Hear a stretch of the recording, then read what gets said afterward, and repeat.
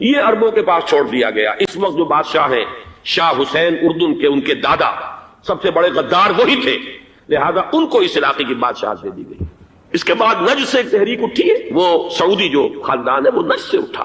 نجد میں اس وقت کچھ بھی نہیں تھا، وہ تو صرف ریت کے تودے تھے اور کچھ بھی نہیں، لہذا ادھر کسی استعماری قوت کو دیکھنے کی ضرورت ہی نہیں تھی. وہ تو بعد میں تیل برآمد ہوا اور اس کی حیثیت ہو گئی، اور یہ امارات کا علاقہ جو ہے اس کی دنیا میں اب گویا کہ یوں سمجھیے کہ جو سب سے زیادہ اہم علاقے ہو سکتے ہیں روئے ارضی کے نقشے پر، ان میں سے ایک وہ ہو گیا.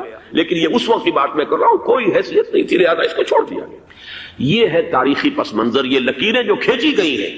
یہ ایک ملت اسلامیہ کو جو قومیتوں میں تقسیم کیا گیا، پھر نعرے لگوائے گئے المصر للمصریین الشام للشامیین. اب شامی ایک علیحدہ قوم ہو چکے ہیں، مصری ایک علیحدہ قوم ہو چکے ہیں، عراقی ایک علیحدہ قوم ہو چکے ہیں.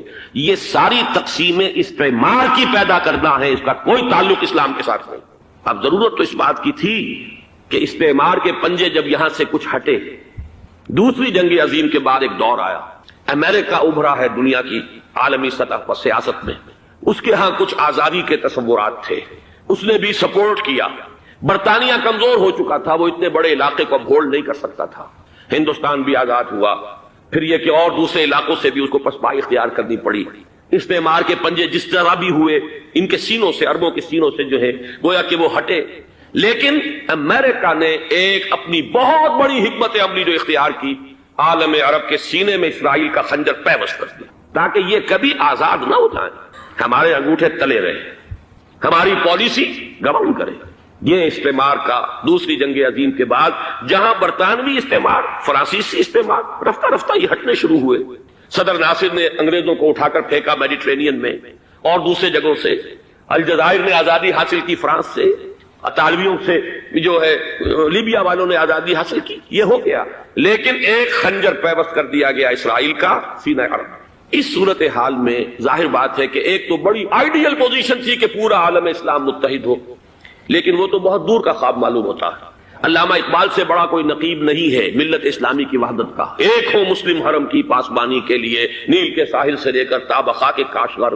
لیکن انہیں بھی اپنے لیکچرز میں کہنا پڑا کہ اس وقت جو صورتحال ہے پورے عالم اسلام کی ایک وحدت بن جانا تو تقریباً ناممکن نظر آ رہا ہے. اگر کسی طرح ایک common wealth of Muslim nations وجود میں آ جائے تو بھی بڑی کامیابی ہوگی.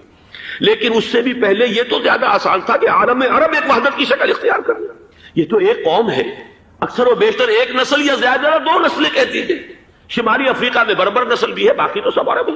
یہ پورا عالم ایک نسل، ایک زبان، پورے اتنے رقبے کے اوپر بولے جانے والی ایک زبان، یہ تو ایک ہو جائے. افسوس یہ ہے کہ اس کا ایک ہو جانا، ایک شخصیت ابھری تھی جو مذہبی مزاج کی شخصیت تھی، جو دینی مزاج کی حامل شخصیت تھی. اگر اس کی قیادت میں عالم عرب متحد ہو جاتا تو واقعتاً ایک بہت بڑا جو ہے مرحلہ وہ طے ہو جاتا پوری عالمی ملت اسلامیہ کی ایک وحدت اختیار کرنے کا. وہ شخصیت تھی شاہ فیصل شہید کی. اور اس لفظ کے ساتھ ہی آپ کے ذہن میں آ گیا ہوگا کیوں انہیں شہید کر دیا گیا، کس نے کیا کرایا، کہاں سے تعلیم حاصل کر کے آیا تھا وہ جس نے شہید کیا شاہ فیصل شہید کو. اس کی گردن پر کون سوار تھی، وہ یہودی لڑکی کے جس کے فوٹو بھی شائع ہوئے، ایک گردن پر اٹھائے کھڑا ہوا شہزادہ اپنی ایک یہودی دوست کو، لڑکی کو. اور وہی ہے کہ جس نے جا کر پستول سے شہید کیا ہے.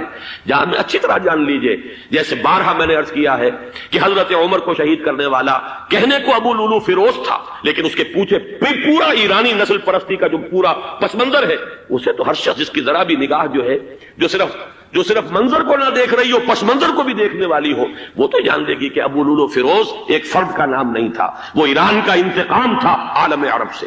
بالکل اسی طریقے سے یہ امریکی استعمار کا ہتھ کنڈا تھا، اسے محسوس ہوا. شاہ فیصل مذہبی مزاج کا شخص یہ ابھر رہا ہے، اور یہ شاہ فیصل کی حکمت عملی کا ذرا آپ اندازہ کیجئے. لاہور میں سمٹ کانفرنس ہوئی، اس میں وہ آئے، سب سے ٹاورنگ پرسنالٹی پورے اس وقت عالم اسلام کے اندر شاہ فیصل کی تھی. اور وہ گویا کہ ایک بہت ہی جس کو کہا جائے کہ ایک بہت ایلڈرلی، ایک بزرگانہ ایک شخصیت جو ہے، اور انہوں نے اپنی دولت کے دروازے، عرب میں وہ مشہور تھے کہ نہایت خسیس اور بخیل انسان ہے، اس لیے کہ وہاں وہ خرچ کرتے تھے حساب کتاب کے ساتھ، لیکن ان کے خزانے کھلے ہوئے تھے عالم اسلام کے لیے. ادھر بھی مدد ہے، ادھر بھی مدد ہے، ادھر بھی کام ہو رہا ہے، ادھر بھی کام ہو رہا ہے. پھر انہوں نے تیل کا ہتھیار استعمال کر کے ایک دفعہ امریکہ کو دن میں تارے دکھا دیے تھے، لہذا ان کا ہٹایا جانا سین سے یہ امریکی استعمار کے لیے لازم تھا. اب لے دے کر رہ گئے کون؟ سیکولر مزاج کے لوگ. پہلی اٹیمپٹ جمال عبد الناصر نے کی، ناکام ہو گیا. قذافی صاحب نے کوشش کی کہ وہ ان کی جانشینی حاصل کر لے, ناکام ہو گیا. اب ایک تیسری شخصیت صدام حسین کی, ملحد ہے, اسلام سے کوئی سروکار نہیں. باس کا فلسفہ سیکولرزم پلس عرب نیشنلزم یہ اصول ہے, لیکن یہ ہے کہ یہ شخصیت ابو بکر ایسی آئی ہے کہ اس سے اس وقت یہ جان لیجئے, میں امریکہ میں بھی عربوں سے مل کر آیا ہوں, سعودی عرب میں بھی اب میں وہ دیکھ آیا ہوں. نوجوان نسل جو ہے عربوں کی, پورا جو دوسرے عرب ممالک ہیں جہاں پر کہ مذہب کا اتنا چرچا ہی نہیں ہے, پورا فلسطینی عرب, جارڈن کے عرب, شامی عرب عوام, وہ سب کے سب صدام کے پیچھے ہیں, اس لیے کہ انہیں نظر آ رہا ہے کہ ایک شخص پھر ایسا پیدا ہو کر سامنے آ گیا ہے جو شاید عالم عرب کو پھر یونائٹ کر دے. اور یہ ہے اصل وہ شے کہ جو امریکہ کے لیے کسی صورت میں قابل قبول نہیں. دولت کے یہ ذخائر, خلیج کی یہ دولت, سیال سونا اور اس کے ذخیرے, اور یہ کسی طریقے سے یہ امریکہ کے زیر اثر نہ رہے, یہ ہے وہ شے جو اسے برداشت نہیں ہے. وہ کوئی عربوں کی محبت میں نہیں آیا 2.5 لاکھ فوج لے کر, وہ کوئی شاہی عرب جو خاندان ہے سعودی, اس سے اس کی کوئی دلچسپی نہیں ہے. کوئی پتہ نہیں کہ وہ خود ان کو ہٹا دے اور وہاں پر کوئی جمہوری ڈھانچہ جو ہے وہاں پہ کھڑا کروا دے خود امریکہ. اس لیے کہ سعودی عرب میں دیکھ آیا ہوں, حالات اگرچہ ظاہر بات ہے کہ زیادہ گہرائی میں تو وہاں جانے کا موقع ہی نہیں ہوتا, بہت ہی مستبد حکومت ہے, لیکن صاف نظر آ رہا ہے کہ اس وقت دونوں طبقے نوجوانوں کے جو ہے وہ شاہی خاندان کے شدید خلاف ہو چکے ہیں. جو وہاں پر جدید مثقف طبقہ ہے, جدید تعلیم یافتہ, جو باہر پڑھ کر آیا ہے امریکہ میں اور کہیں اور وہ کثیر تعداد میں, اب وہ صاف سوال کر رہے ہیں کہ یہ بلینز اور بلینز آف ڈالرز کے جو ہمارا خرچہ آتا تھا, ہمارے ہتھیاروں کے آرڈر جاتے تھے, وہ کہاں گئے؟ کل 65,000 فوج, اور عرب کے پاس, سعودی عرب کے پاس اتنے ٹینک بھی نہیں ہیں جتنے کہ یمن جیسے غریب ملک کے پاس, تو ہمارا روپیہ یہ گیا کہاں؟ یہ ایک سوال ہے جو ہر شخص کے ذہن کے سامنے ہے. اب ہمیں اپنے معاملات کو خود سنبھالنا ہوگا. اسی طریقے سے جو مذہبی طبقہ ہے, اور وہاں ہے بڑی تعداد میں مذہبی طبقہ نوجوان جن میں بڑا جذبہ ہے, اور ان کا وہ جوش جہاد انہیں جہاد افغانستان تک لے کر آیا ہے. سینکڑوں عرب نوجوان یہاں جو ہے شہید ہوئے. اپنے ملک میں تو انہیں بولنے کی بھی کوئی امکان نہیں ہے, لیکن یہاں وہ جذبہ جو اندر اندر پروان چڑھ رہا ہے, وہ جذبہ انہیں لایا ہے, اور افغانستان کی سنگلاخ وادیوں کے اندر انہوں نے جام شہادت نوش کیا ہے. وہ طبقہ بھی شدید اب مخالف ہو چکا ہے کہ انہوں نے امریکیوں کو بلا کر, ان میں یہودی بھی ہیں, عیسائی تو ہے ہی ہے, یہودی ہیں, یہودی عورتیں ہیں, جو کچھ اب وہاں بے حیائی اور بے پردگی کے مناظر نظر آ رہے ہیں. یہ سرزمین عرب, میں نے امریکہ میں تقریر سنی ہے اسنا کے جو فائنل ان کا ایک سیشن تھا, اسلامک سوسائٹی آف نارتھ امریکہ, جس میں میں مدعو کیا گیا تھا, اور اسی لیے میں نے یہ سفر کیا تھا. ایک نوجوان نے جو تقریر وہاں پر کی ہے, واقعہ یہ ہے کہ میں حیران رہ گیا اس کی جرأت کا. اس نے کہا کہ حضور نے فرمایا تھا کہ جزیرہ نما عرب میں 2 دین جمع نہیں ہو سکتے, اور آج شاہی خاندان کی صرف اپنی حکومت کو بچانے کے لیے امریکیوں کو اتنی بڑی تعداد میں بلا لیا گیا ہے, جن میں موبائل چرچ بھی ہیں, موبائل سینیگوگز ہیں, یہودی مرد اور عورتیں جو ہے دندناتے پھر رہے ہیں آج عرب کی سرزمین پر. لہذا جو مذہبی طبقہ ہے وہ اس پر شدید رد عمل جو ہے اس کے اندر پایا جاتا ہے. یہ حالات ہیں جو میں آپ کے سامنے چاہتا تھا کہ رکھوں. یہ وہ شامت اعمال ہے. ایک طرف یہ کہ وہ شخصیت جو ہے صدام حسین کی, وہ کوئی پسندیدہ شخصیت نہیں, لیکن یہ کہ اس شخصیت کو تقویت دینے والے بھی تو یہی لوگ تھے. انہیں خطرہ تھا ایران کے انقلاب سے کہ کہیں اسی قسم کا کوئی انقلاب ہمارے ہاں نہ آ جائے, لہذا انقلاب ایران کو ایکسپورٹ نہ ہونے دے, اس لیے انہوں نے اسی صدام حسین کو بلینز اور بلینز آف ڈالرز کی مدد دی. آج وہی ہے, عربی کی تو ایک کہاوت بھی ہے, سمن کلبک یا کو لوگ اپنے کتے کو کھلا پلا کے موٹا کرو, کسی روز تمہیں کو کاٹے گا. آج وہ تو انہیں کاٹ رہا, لیکن یہ کہ اس کا جو علاج تجویز ہوا ہے وہ انتہائی خوفناک ہے. 2.5 لاکھ امریکی وہ استعمار کے پنجے جو بمشکل عالم عرب کے سینے سے جو گڑے ہوئے تھے اس استعمار نے, مشکل ہٹے تھے کہ ایک دم اب وہاں پر خبریں آ رہی ہیں, فرانسیسی بھی آ رہے ہیں, برطانوی بھی آ رہے ہیں, کہاں کہاں سے فوجیں آ رہی ہیں, اور وہاں پر 2.5 لاکھ تو صرف امریکن آرمی کا, اس میں تقریباً 1.5 لاکھ تو پہنچ چکی, اور جو بھی ہوگا وہاں پر جیسا کہ میں نے عرض کیا ہے اس قدر خوفناک سین ہے. میں نے بہت سے حضرات واقف ہوں گے, کئی مرتبہ میں نے حوالہ دیا ہے مولانا سید حامد میاں رحمہ اللہ کا. انہوں نے ایک دفعہ مجھے بتایا تھا کہ احادیث میں جو قرب قیامت کے حالات و واقعات کی پیشن گوئیاں ہیں, ان میں یہ ہے کہ وہ جو آخری جنگ ہونی ہے جو کہ دجال کے خلاف ہوگی مسلمانوں کی, اور جس میں کہ حضرت مسیح علیہ السلام کا نزول ہوگا, جس کے سلسلے میں اس سے پہلے ایک جنگ ہوگی بہت خوفناک, بہت خوفناک. اور عجیب الفاظ ان کے یہ تھے کہ اس میں ایک طرف مسلمان اور عیسائی اور یہودی تینوں ہوں گے. یہ بات سمجھ میں نہیں آتی تھی کہ مسلمان اور یہودی ایک جگہ کیسے جمع ہو سکتے ہیں. آج وہ نقشہ نظر آ گیا. آج اسرائیل, امریکہ, سعودی عرب اب یہ ایک ہے, بلکہ چلتے آئیے مصر, اسرائیل, سعودی عرب اور جو بھی ان کے حواری ہیں وہ سب ایک صف میں کھڑے. اور ان کے اوپر سیادت کس کی ہے؟ امریکہ کی. وہ نشہ آ گیا ہے. اور اس جنگ کے سلسلے میں مولانا حامد میاں رحمہ اللہ نے مجھے بتایا تھا کہ حدیث میں الفاظ آئے ہیں اتنے لوگ ہلاک ہوں گے، اتنے لوگ ہلاک ہوں گے، اتنے لوگ ہلاک ہوں گے کہ ایک پرندہ سینکڑوں میل تک اڑتا ہوا چلا جائے گا اور اسے سوائے لاشوں کے اور کچھ نظر نہیں. یہ نقشہ خاکم بدہن تلا ہوا ہے، کھڑا ہوا ہے. جو بھی ہوگا کیمیاوی جنگ، کیمیاوی وارفیئر، کیمیکل وارفیئر اور پھر ایٹمک وارفیئر، جس کی کھلی دھمکیاں دی جاتی ہیں. کبھی کوریا کے بارے میں اندیشہ تھا کہ یہ درندے خدا کی دھرتی کو، کوریا کی غریب بستی کو ناگاساکی بنا کے چھوڑیں گے، ہیروشیما بنا کے چھوڑیں گے. آج وہ صورتحال جو ہے عالم عرب پر، heart of the Arab land, اس پر یہ صورتحال بالکل تلی کھڑی ہے. اس میں ہمیں کیا کرنا چاہیے؟ میں نے یہ چاہا کہ پورا پس منظر آپ کے سامنے ہو. صرف وقتی سا کوئی ایک نعرہ، وقتی سی کوئی ایک خبر، اس کے حوالے سے ایک جذبات کا معاملہ، پورا ایک پس منظر سامنے رکھیے. اب وہ آپ کو شاید میری باتیں جو ہے وہ سمجھ میں آ جائیں. نمبر ایک، ہمیں کسی صورت اس جنگ میں امریکہ کے گھڑے کی مچھلی نہیں بننا چاہیے. امریکہ اسلام کے تحفظ کے لیے نہیں آیا، امریکہ حرمین کی حفاظت کے لیے نہیں آیا، امریکہ اپنے مفادات، عالمی مفادات کے تحفظ کے لیے آیا. اور زیادہ سے زیادہ آپ کہہ سکتے ہیں کہ وہ سعودی شاہی خاندان کی حفاظت کے لیے آیا.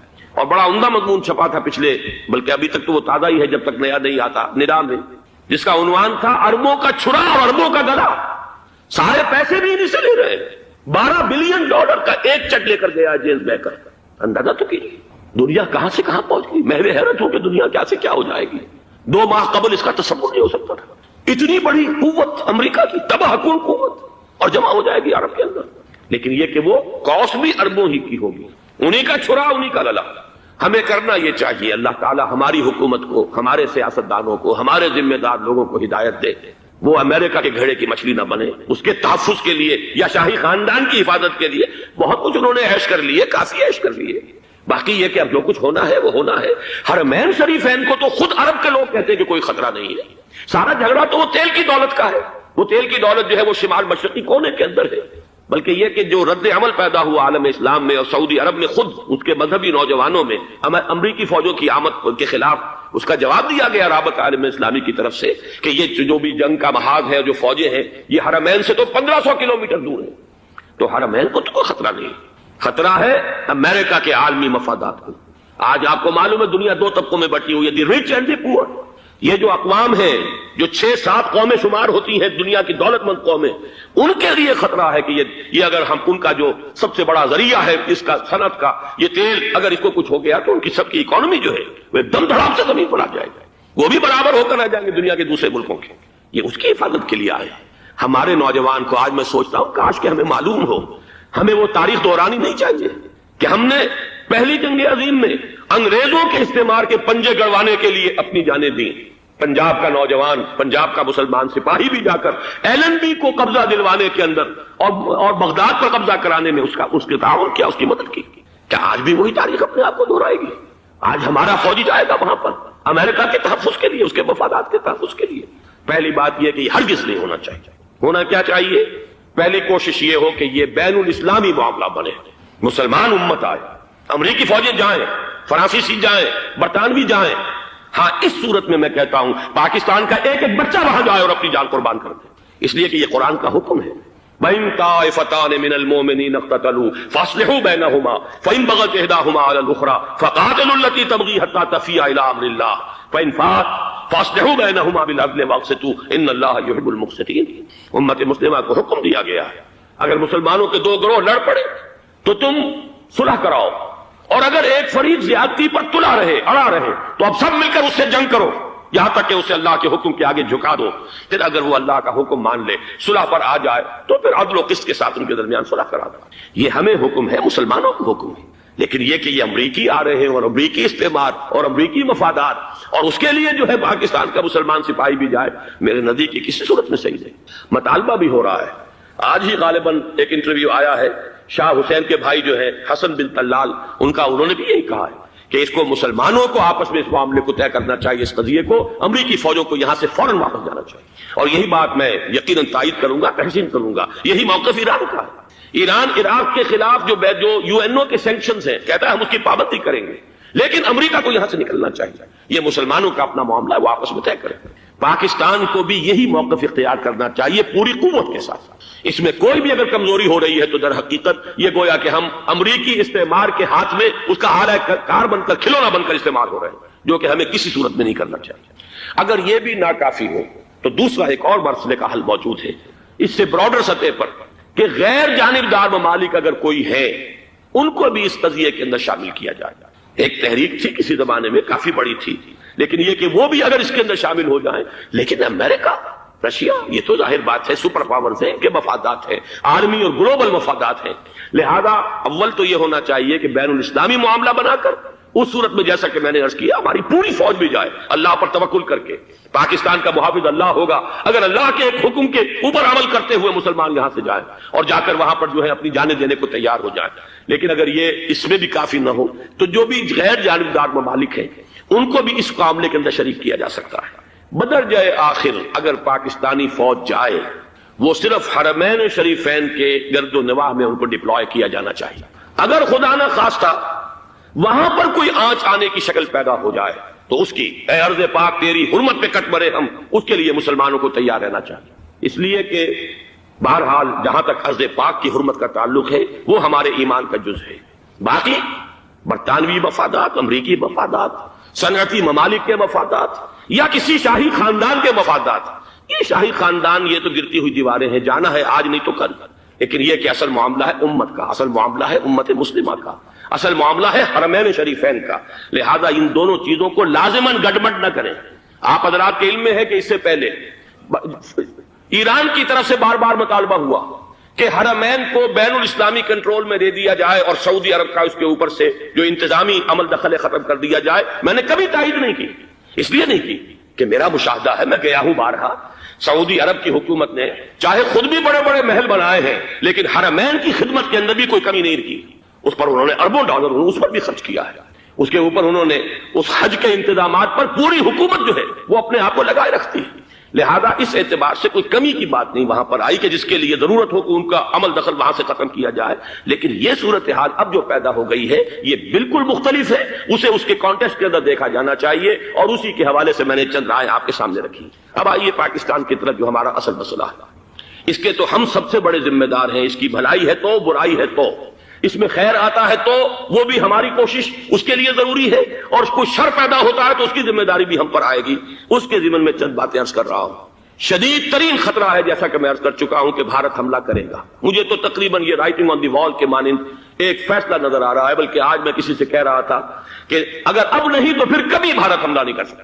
اس کے لیے سچویشن بالکل رائٹ ہے. 2 مرتبہ ایکسرسائز کر چکا ہے وہ خاص ٹارگٹ بنا کر حیدرآباد کو، اور اس کے پیش نظر ہے سندھ میں جو بھی خلفشار ہے اسے اس کے علم میں ہے، جو بھی تصادم ہے. اب بھی اگرچہ اس وقت کی جو ہماری اندرونی سیاست ہے یہ اس کا کرشمہ سامنے آیا ہے کہ جی ایم سید صاحب کو ایگزونریٹ کیا جا رہا ہے، ان کو محب وطن کا خطاب دوبارہ دیا جا رہا ہے. وہ شخص کہ جس نے اسلام کے خلاف انتہائی زہریلی باتیں کی ہیں، وہ شخص جس کی کتاب اب پاکستان ٹوٹ جانا چاہیے، وہ لاکھوں کی تعداد میں ہندوستان سے چھپ کر آئی ہے، یہاں تقسیم ہوئی ہے، آج اسے شرط دی جا رہی ہے. یہ ہے ہماری اندرونی سیاست کے کرشمے. میں اس پر تفصیل سے نہیں جانا چاہتا، لیکن اس شخص کی دیکھیے وہ جو علامہ اقبال کا شعر ہے کہ بت کرے میں برہمن کی پختہ زناری بھی دیکھ، دیکھ کعبے میں شکست رشتہ تسبیح شیخ، اور بت قدے میں برہمن کی پختہ زناری بھی دیکھ. کہ نظر یہ آ رہا ہے کہ اس نے رہا ہوتے پہلا بیان یہ دیا ہے کہ ہماری پہلی ترجیح یہ ہے کہ پاکستان ٹوٹ جائے اور ہندوستان کے ساتھ ہم ایک انڈیپینڈنٹ اسٹیٹ کی حیثیت سے کانفیڈریشن قائم کریں. سندھو دیش confederation with India independent of Pakistan. پھر دوسری ترجیح بھی ہے، تیسری آخری ترجیح یہ ہے کہ پاکستان کو 5 ریاستوں میں تقسیم کر دیا جائے اور ایک لوز کانفیڈریشن ہو، بس اس کے سوا کچھ نہیں. 5ویں بھی وہ اردو والوں کے لیے نہیں، مہاجرین کے لیے نہیں، ان کے لیے تو ان کے پاس کچھ نہیں ہے. 5ویں بھی پنجاب میں سے کاٹ کر سرائیکی صوبہ بنایا جائے اور سندھ میں تو بہرحال اردو بولنے والوں کو سندھی بن کر رہنا ہوگا. یہ اس شخص کا رہائی کے بعد بھی بیان ہے جسے آپ سند دے رہے ہیں کہ وہ محب وطن ہے اور وہ غدار نہیں ہے، وہ پاکستان کا مخالف نہیں ہے.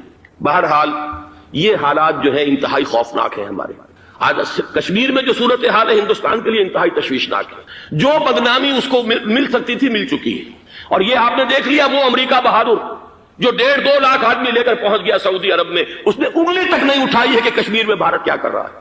یہ ہے ان کی ڈبل سٹینڈرڈز، یہ ہے ان کی بے ایمانیاں کہ بھارت جو کچھ کر رہا ہے وہاں آج اگر ظلم ہو رہا ہے کویت میں عراقیوں کے ذریعے، پورے ورلڈ ٹیلی ویژن پر، CNN پر، فلاں پر اور اخبارات میں، آج بھی ایک لمبا مضمون میں نے اخبار میں پڑھا ہے، لیکن یہ ہے کہ کشمیر میں کیا ہو رہا ہے کہیں تذکرہ نہیں ہو رہا۔ یہ ہے دنیا کے اندر دیانت اور امانت اور شرافت کا حال، اور بین الاقوامی سیاست جو ہے اس کے ڈبل سٹینڈرڈز۔ لہذا جو بدنامی بھارت کو آ سکتی تھی وہ آ چکی ہے۔ ہندوستان سے ایک نوجوان مسلمان صحافی دہلی سے آئے تھے، نئی دنیا ایک پرچہ نکلتا ہے اس کے طرف سے، وہ دورہ کر کے گئے ہیں، مجھ سے بھی لاہور میں ملے تھے، تقریباً 1 مہینہ 1.5 مہینہ ہوا۔ ان کے الفاظ سن کر میں کانپ گیا تھا۔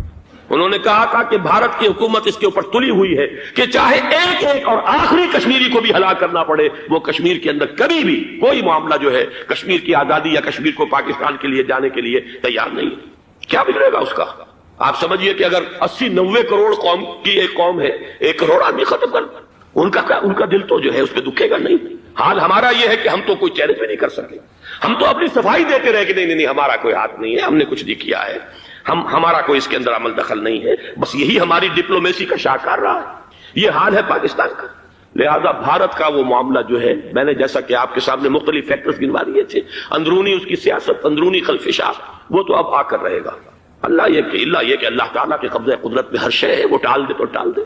مجھے اقبال کا وہ شعر یاد آ رہا ہے، تقدیر تو مبرم نظر آتی ہے لیکن پیرانے کلیسا کی دعا ہے کہ یہ ٹل جائے۔ ہم دعا کریں کہ یہ ٹل جائے وقت، لیکن یہ ہے کہ تقدیر مبرم نظر آ رہی ہے۔ اس حالت میں ہمیں کیا کرنا چاہیے؟ نمبر 1 یہ کہ سب سے اہم شے ہے قومی یکجہتی، اور قومی یکجہتی کے اعتبار سے انتہائی خوفناک مرحلہ آ رہا ہے انتخابات کا۔ انتخابات میں تو کچھ نہ کچھ فساد، کچھ نہ کچھ دنگا، کچھ نہ کچھ ہنگامہ، ایک دوسرے کے خلاف کیچڑ، ایک دوسرے کے خلاف الزامات، بوچھاڑ، یہ تو بڑھتے ہیں۔ بھارت میں بھی قتل و غارت گری ہو جاتی ہے کچھ نہ کچھ۔ لہذا یہاں پر بھی پیر پگاڑا صاحب جو ہمیشہ سے کہتے چلے آ رہے ہیں فیملی پلاننگ، آج پھر ان کا جملہ آ گیا ہے کہ شاید اس انتخابات میں فیملی پلاننگ کے ذریعے سے کوئی بہت بڑا کام ہو جائے۔ پہلی بات تو یہ ہے کہ میں نے اب تک یہ کہا ہے کہ انتخاب کسی صورت میں پوسٹ پون نہیں ہونے چاہیے۔ اب بھی میں یہ کہتا ہوں کہ اگر تو انتخابات کا بدل صرف ایک ہے اور وہ مارشل لا ہے، تو پھر مارشل لا سے تو بہتر ہے کہ وہ انتخابات ہوں چاہے اس میں کوئی خلفشار بھی ہو، اس لیے کہ مارشل لا کا مطلب جو ہے وہ تو سندھ کے اندر ایک ناگزیر دھماکہ ہو جائے گا، تباہ کن، خوفناک، اور پھر بھارت کو کچھ کرنے کی ضرورت نہیں ہوگی، کیا کرایا اسے سارا معاملہ سندھ کے اندر سے مل جائے گا۔ مارشل لا ہرگز نہیں ہونا چاہیے۔ وہ بات جو سن 80 میں نے 18 اگست 1980 کو کہی تھی ضیاء الحق مرحوم سے، آج پھر اسی بات کی میں تکرار کر رہا ہوں، اعادہ کر رہا ہوں، مارشل لا پاکستان کے لیے سوسائڈل ہے۔ لیکن ایک آلٹرنیٹ سامنے آیا ہے، ایک تو پشاور ہائی کورٹ کا ورڈکٹ آ گیا، اور یہ کہ کچھ اور لوگوں کی طرف سے بھی باتیں آئی ہیں۔ 1-2 دن ہوئے ہیں، جنگ میں 2 اہم سرخیاں تھیں، اور وہ بڑے اونچے حلقہ جو ہمارا فوج کا اونچا حلقہ ہے اس کی طرف سے، اگرچہ نام کسی کا نہیں تھا۔ ایک تو یہ کہ مارشل لا یہاں کسی صورت نہیں لگے گا، دوسرے یہ کہ کوئی قومی حکومت کی تشکیل جو ہے اگر کسی طرح ہو سکتی ہو تو وہ اس وقت کا حل ہے، اور وہ اسی شکل میں ممکن ہے۔ اگر تو الیکشن آپ پوسٹ پون کرتے ہیں اور اسمبلیاں پرانی بحال نہیں کرتے، تو پھر تو اس کا مطلب یہ کہ ہمارا کانسٹیٹیوشن ایبروگیٹ ہو گیا، اور اس کا آلٹرنیٹ سوائے ایک مارشل لا کے اور کوئی نہیں۔ لیکن اگر صدر اسحاق صاحب ہمت کر لیں، ملک کے حالات کو دیکھ کر، جو اس وقت صورتحال ہے، جو خطرات ہیں بارڈر پر، ان کو دیکھتے ہوئے یا تو یہ کہ عدالتوں کے ذریعے سے اسمبلیاں بحال ہو جائیں، اس میں حکومت زیادہ رکاوٹ نہ ڈالے، یا یہ کہ خود صدر اسحاق صاحب واپس لے سکتے ہو قدم تو واپس لے لیں، لیکن یہ کہ تمام پارٹیز سے یہ پہلے عہد لے لیا جائے کہ وہ ایک قومی حکومت کی تشکیل کریں گے۔ یہ وہ بات ہے، آپ کو یاد ہوگا مرزا اسلم بیگ صاحب، انہوں نے بالکل شروع میں سن 88 کے الیکشن کے بعد کہا تھا کہ نیشنل گورنمنٹ فارم کی جانی چاہیے۔ اس وقت تو کسی نے دھیان نہیں دیا، پیپلز پارٹی بڑے نشے میں تھی، اس کو خاص طور پر سندھ میں جس طرح کا واک اوور ملا تھا، اس کا ایک نشہ تھا اس کے دماغ پر، اس لیے وہ سوچنے پر تیار نہیں ہوئی۔ لیکن یہ کہ وہ جو ایک فارسی میں کہا جاتا ہے کہ ہرچہ دانا کنت نادا لیک بعد از خرابی بسیار، لیکن عزازیل نامی ایک جن تھا جو ایک تو جن ہونے کی نسبت سے فرشتوں سے کچھ نہ کچھ مماثلت تھی، قرب تھا، دوسرے یہ علم میں، زہد میں، عبادت میں اتنا اونچا تھا کہ یہ ملائکہ ہی کے صف میں شامل تھا۔ اس نے عالم بغاوت بلند کر دی جب حکم دیا گیا کہ سجدہ کرو آدم کو۔ اب یہ دیکھیے کس قدر یہ اہم مضمون ہے، اور آپ سوچ رہے ہیں یہ باتیں آج پہلی مرتبہ ہمیں اس طرح سنائی جا رہی ہیں، یہ باتیں تو علم میں آتی نہیں۔ وجہ کیا ہے؟ آپ کو دلچسپی نہیں ان چیزوں سے۔ جدید تہذیب نے ان چیزوں کی اہمیت کو زیرو کر دیا۔ قرآن میں اہمیت کا کیا عالم ہے؟ 7 جگہ یہ مضمون قرآن میں آیا۔ یہ فرشتوں کو ہم نے حکم دیا سجدہ کرو آدم کو، سب نے سجدہ کیا۔ فسجد الملائکۃ کلہم اجمعون، سارے کے سارے کل کے کل سب نے مل کر سجدہ کیا آدم کو، اللہ کے حکم سے فوراً تعبیل کر دی، الا ابلیس ابا واستکبر وکان من الکافرین، ابلیس نے نہیں کیا، انکار کیا، استکبار کیا، گھمنڈ کیا۔ اور اس کو سورہ کہف میں بیان کر دیا گیا، یہ اس لیے کہ وہ اصل میں جنات میں سے تھا، اگرچہ شامل تو تھا فرشتوں میں اس وقت، کانا من الجن ففسق عن امر ربہ، وہ اصل میں جنات میں سے تھا، اس وجہ سے وہ اپنے رب کے اس فیصلے کے خلاف کھڑا ہو گیا، سرکشی تھی اس میں۔ یہ معاملہ اتنا اہم ہے، اب آپ سمجھیے کہ 7 مرتبہ سورہ بقرہ، سورہ اعراف، سورہ حجر، سورہ بنی اسرائیل، سورہ کہف، سورہ طٰہٰ، سورہ صاد، 6 مکی صورتوں میں ذکر ہے یہ، اور 1 مدنی صورت سورہ بقرہ۔ ان میں سے اکثر مقامات پر پھر جب اللہ نے کہا کہ اچھا تم نے یہ سرکشی کی ہے اور ہمارے حکم کی خلاف ورزی کی ہے تو یہاں سے نکل جاؤ، دفع ہو جاؤ، تم مردود ملعون، ان علیک لعنتی الی یوم الدین، اب تجھ پر لعنت رہے گی میری قیامت کے دن۔ اس نے کہا اچھا پروردگار پھر مجھے ذرا مہلت دے دے، رب فانظرنی الی یوم یبعثون، قیامت تک میری زندگی طویل کر دے، فذهب فإنک من المنظرین، کہہ دیا اچھا جاؤ، تمہاری یہ درخواست بھی ہم نے قبول کی۔ انہوں نے کہا پروردگار اب میں اس آدم کو بھی گمراہ کر کے چھوڑوں گا اور آدم کی نسل کو تباہ کر کے، انتہائی شدید چیلنج کے انداز میں یہ قرآن مجید میں 4-5 مرتبہ میں نے صرف 2 جگہ سے آپ کو اس وقت کوٹ کر کے سنایا تھا۔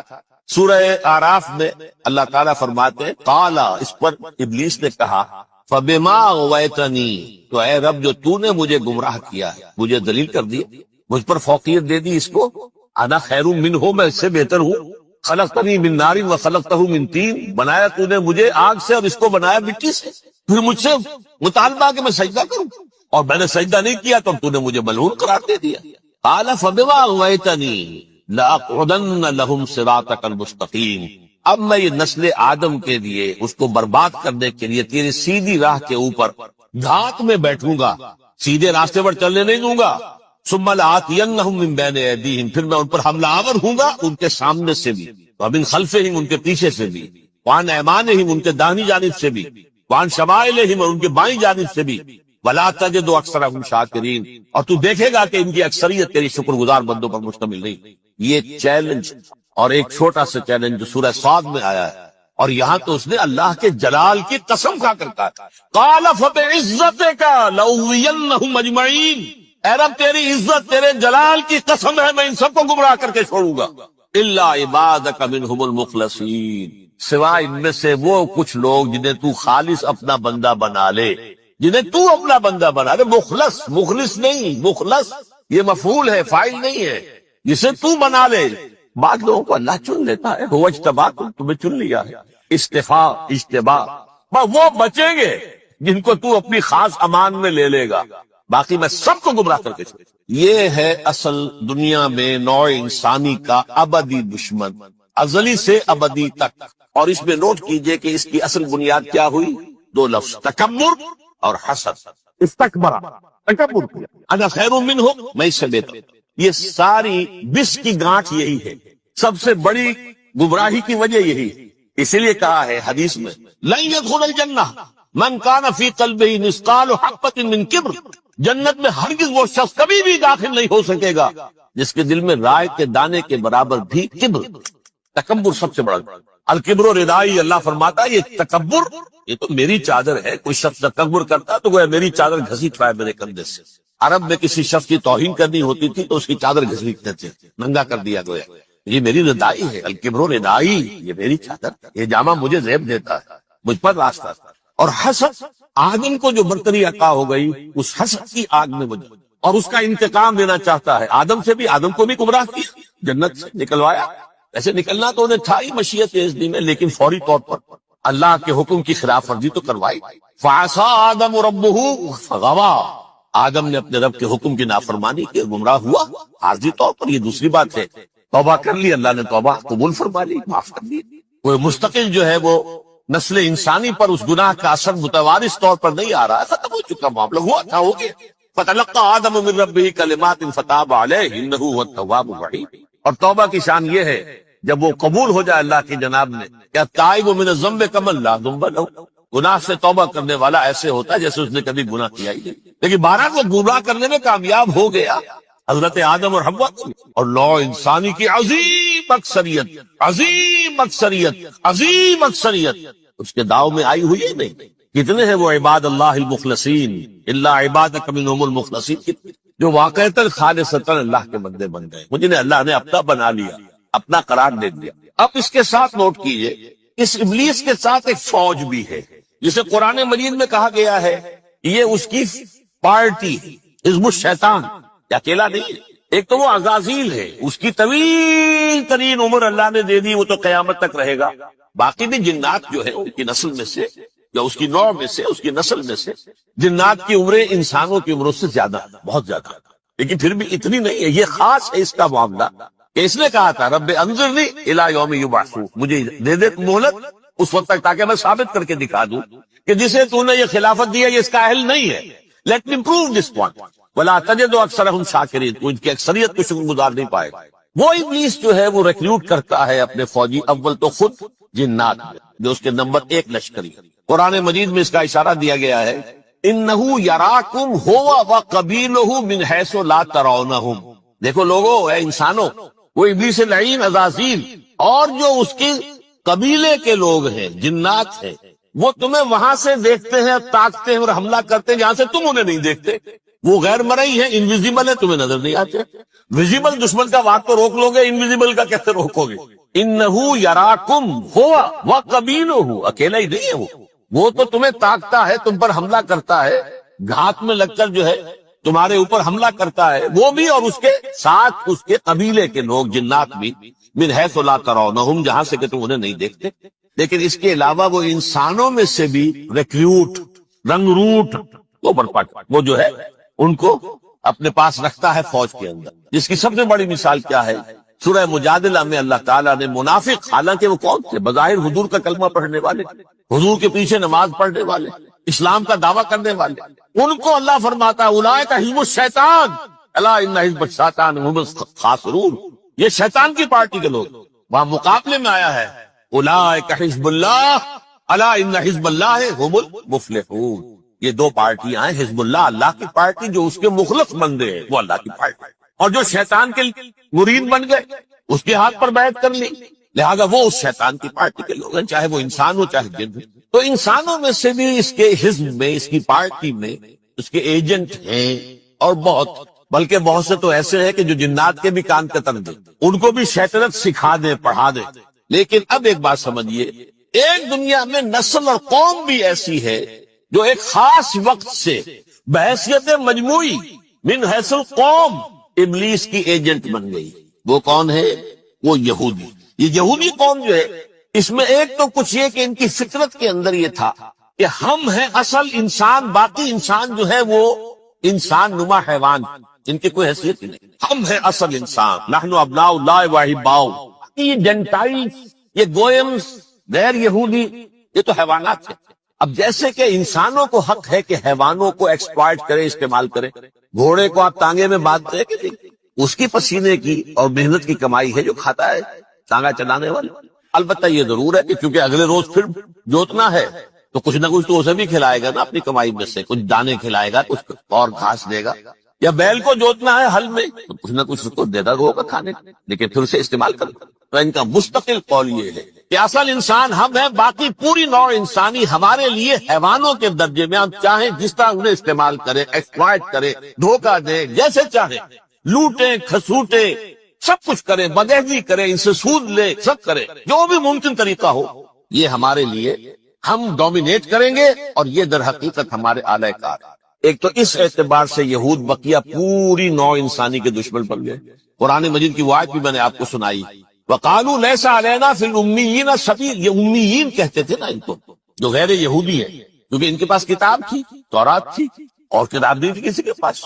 لہذا یہ ان پڑھ ہے، پاگل ہے، جاہل ہے، امی ہے. ہم ہے صاحب کتاب، ہمارے پاس شریعت، ہمارے پاس کتاب. یہ لوگ ان پڑھ ہیں، جاہل. لیس علینا فی الامیین سبیل. ان امیین کو ہم لوٹیں، کھسوٹیں، دھوکہ دیں، فریب سے جو کریں، چوری کریں، ڈاکہ ڈالیں، جیب کے قطرے، جس طرح بھی کریں ہمارے لیے جائز ہے. ہمارے اوپر کوئی گرفت نہیں ہوگی. اللہ تعالیٰ ہم سے یہ نہیں پوچھے گا تم نے جھوٹ کیوں بولا تھا اس کے ساتھ، تم نے وعدہ خلافی کیوں کی تھی اس کے ساتھ، تم نے کیوں دھوکہ دیا تھا اس کو، تم نے کیوں اس کا مال جو ہے غبن کر لیا تھا، ہڑپ کر لیا؟ نہیں، ہم پر پوچھ۔ اس اعتبار سے ایک تو یہ انسانیت کی دشمنی ان کی گھٹی میں پڑ گئی، اس غلط خیال کی وجہ سے۔ ہم تو بخشے بخشائے ہیں، we are the chosen people of the lord, ہمیں تو اللہ اگر جہنم میں داخل بھی کرے گا تو صرف چند دن، لن تمسنا النار الا ایاما معدودات، باقی اصل میں تو ہم تو اللہ کے پسندیدہ، نحن ابناء اللہ واحباؤہ، اس کے بیٹوں کے مانند ہیں، بڑے چہیتے ہیں، لاڈلے ہیں۔ یہ باقی دنیا، باقی انسان ہماری چراہ گاہ ہے، جیسے چاہے چرے، جس طرح چاہے ہڑپ کر دیں۔ یہ تو ان کا پہلے سے مستقل معاملہ تھا، لیکن اس کے بعد ان کی تاریخ میں ایک دور وہ آیا جب حضرت مسیح علیہ السلام ان میں مبعوث کیے گئے۔ یہ 1400 سالہ تاریخ کا کلائمیکس ہے یہود کی۔ جب کتاب انہیں دی گئی تھی تورات حضرت موسیٰ کے ذریعے، وہ 1400 قبل مسیح کا واقعہ ہے۔ اس وقت سے لے کر اللہ کا وہ فضل ان پر ہوا، وہ فضل ان پر ہوا کہ کوئی ایک لمحہ ایسا نہیں آیا 1400 برس میں کہ ان کے ہاں کوئی نہ کوئی نبی موجود۔ یہ تار ٹوٹا ہی نہیں، 2 سے شروع ہوا، موسیٰ ہارون علیہ السلام، اور 1400 برس کے بعد پھر آخری 2 ہیں، عیسیٰ اور یحییٰ علیہ السلام، یوں سمجھ لیجئے، اور اس کے درمیان یہ تار ہے، اور اس تار میں کوئی ایک لمحہ ایسا نہیں آیا کہ کوئی نبی موجود۔ اس میں اتار چڑھاؤ بہت سے آئے، اس کا وہ میرا موضوع نہیں ہے اس وقت۔ قبل مسیح کی تاریخ جو ہے وہ میرا موضوع نہیں ہے۔ قرآن مجید میں سورہ بنی اسرائیل کے پہلے رکوع میں اس کا تذکرہ موجود۔ وَقَضَيْنَا إِلَىٰ بَنِي إِسْرَائِيلَ فِي الْكِتَابِ لَتُفْسِدُنَّ فِي الْأَرْضِ مَرَّتَيْنِ وَلَتَعْلُنَّ عُلُوًّا كَبِيرًا۔ 2 مرتبہ ان پر عذاب کے کوڑے برسے، پہلے اشوریوں کے ذریعے سے جو شامی تھے، سیرینز اشوری کہلاتے، پھر بابلیوں کے ذریعے سے یعنی عراقیوں کے ذریعے سے، بیبیلونیا نام تھا عراق کا پہلے، ان پر بہت بڑی بڑی تباہیاں آئیں، اللہ تعالیٰ کی طرف سے عذاب آئے۔ اس کے بعد پھر دوسرے دور میں دوسرا اقتدار کا دور آیا، خربستیاں بڑھ گئیں، تو پہلے گریکس کے ذریعے سے، یونانیوں کے ذریعے سے، اور پھر رومیوں کے ذریعے سے پسوایا۔ یہ دور گزر چکے تھے ان پر، 2 عروج کے دور اور 2 زوال کے دور۔ میری چھوٹی سی کتاب ہے تنظیم اسلامی کا تاریخی پس منظر، شاید 6-7 روپے کی ہوگی، اس کو آپ دیکھیں گے تو اس میں اس کا پورا نقشہ آپ کو مل جائے۔ ویسے تو یہ کہ میری جو ذرا بڑی کتاب ہے سابقہ اور موجودہ مسلمان امتوں کا ماضی، حال اور مستقبل، اس میں میں نے ان معاملات کو بڑی تفصیل سے بحث۔ بہرحال یہ جو دور تھا ان کا 1400 سالہ، وہ اونچ نیچ سے ہوتا ہوا جب آیا ہے حضرت مسیح کی بعثت پر، تو ان کی شرارت کی انتہا یہ ہو گئی کہ اللہ تعالیٰ نے مسیح کو رسول بنا کر بھیجا، رسولاً الی بنی اسرائیل۔ حضرت موسیٰ اور حضرت عیسیٰ کے درمیان رسول کوئی نہیں ہے، سب نبی ہے۔ حضرت موسیٰ رسول تھے اور حضرت عیسیٰ رسول، درمیان میں داؤد ہو، سلیمان ہو، یشعیاہ ہو، زکریا ہو، یہ سب نبی ہیں۔ یحییٰ نبی ہے، رسول نہیں ہے، لہذا وہ شہید کر دیے گئے۔ رسول شہید نہیں ہو سکتا، قتل نہیں ہو سکتا۔ لیکن عیسیٰ اور موسیٰ کے درمیان 1400 برس ان کے جو ہیں، اس کا کلائمیکس ہے حضرت مسیح علیہ السلام کی بعثت، اور حضرت مسیح علیہ السلام کو جسے اللہ نے اپنی روح قرار دیا، روح منہ، کلمتہ القاہا الی مریم، اللہ کا کلمہ، عظیم ترین معجزات۔ انہوں نے کیا کہا؟ یہ ولد الزنا ہے، حرام زادہ ہے، معاذ اللہ، نقل کفر نباش، یہ جادوگر ہے، یہ مرتد ہے، یہ واجب القتل۔ اصل حکومت اس وقت رومیوں کی تھی حکومت، لیکن انہوں نے انہیں آٹونومی دے رکھی تھی، اپنے مذہبی معاملات تم خود طے کر سکتے۔ تو کائفاس جو اس وقت کا ان کا ہیڈ ربائی تھا سب سے بڑا، اس کی عدالت نے فیصلہ کیا مسیح کو سولی چڑھا دیا جائے۔ پائلیٹس پونٹس اس کے پاس ان کی ازداشت پہنچ گئی، یہ ہمارا مجرم ہے مذہبی، یہ مرتد ہے، یہ کافر ہے، یہ جادوگر ہے، یہ واجب القتل ہے، اسے قتل کر، سولی چڑھا دو۔ خیر وہ لمبی بات ہو جائے گی، اس نے تو اپنے ہاتھ دھوئے کہ صاحب ہمارے پاس کوئی جرم نہیں ہے اس کے خلاف، تم کہتے تو ٹھیک ہے سولی چڑھا دیتے۔ یہ دوسری بات ہے کہ اللہ نے حضرت مسیح کو اٹھا لیا آسمان پر، ان کی جگہ وہ شخص سولی چڑھا جس نے غداری کر کے گرفتار کروایا تھا، جوڈاس اسکیریوٹ، اس کی شکل اللہ نے بدل دی حضرت مسیح کی سی، اور حضرت مسیح کو فرشتے اٹھا کے اوپر لے گئے، وہ زندہ آسمان پر اٹھا لیے گئے۔ اور یہ ساری تفاصیل نہ قرآن میں ہے نہ حدیث میں، یہ انجیل میں ہے، لیکن انجیل کون سی؟ برنباس کی، gospel of the lord according to saint Barnabas. یہ حواریین مسیح میں سے تھے، لیکن عیسائی ان کو تسلیم نہیں کرتے، ان کی بائبل کو صحیح نہیں مانتے، کینونیکل نہیں مانتے۔ 100 انجیلیں تھیں، 104 تھیں، جن میں سے 4 چنی ہیں انہوں نے، یہ بتی اور جان اور مرکس مارکس، یہ ہے، تو یہ 4 انجیلیں ہیں، انہوں نے تسلیم کی کہ یہ کینونیکلز ہیں، یہ تو ہیں حقیقی، باقی جو ہیں 100 اس کو وہ تسلیم دی۔ ان میں سے ایک ہے یہ برنباس، اس میں یہ تفصیل ہے کہ اللہ تعالیٰ نے اس شخص کی، جیوڈاس کی، یہودا جیوڈاس اس کو انگریزی میں کہتے ہیں، اس کی شکل بدل دی حضرت مسیح کی سی، وہ گرفتار ہوا، وہ سولی چڑھا، وہ غدار تھا، غداری کی سزا اسے ملنی تھی، وہ مل گئی۔ حضرت مسیح کو فرشتے 4 اٹھ رہے ہیں، جس کوٹڑی میں حضرت مسیح مقیم تھے، ایک باغ کے اندر وہ کوش تھے، اس کی چھت پھٹی ہے، 4 فرشتے آئے ہیں، حضرت مسیح کو اٹھا کر لے گئے ہیں، چھت برابر ہو گئی ہے، اس کے بعد وہ شخص پکڑا گیا۔ بہرحال حضرت مسیح کو اللہ نے اٹھا لیا، لیکن وہ دن ہے کہ اس قوم کو اب مغضوب علیہم قرار دے دیا۔ نوٹ کر دیجئے، اصل میں تو ہونا یہ چاہیے تھا کہ رسول کی جان کے درپے جب کوئی